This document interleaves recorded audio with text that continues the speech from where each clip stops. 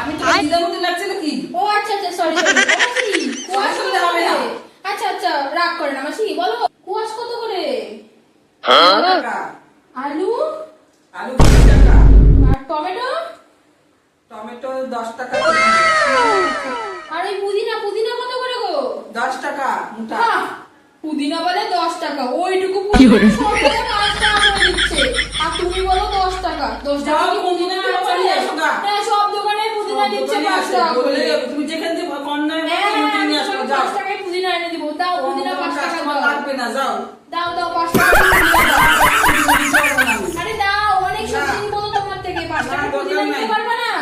সবজির দামই তো জিজ্ঞেস করে গেলাম, একটা সবজিও তো নিলা না, আবার বলে অনেক সবজি নিবো। থাক, তোমার এই সবজি আমি আর নিবো না। তোমার সবজি তুমি নিয়ে যাও, আমি চললাম। আমারও দরকার নাই, যাও যাও।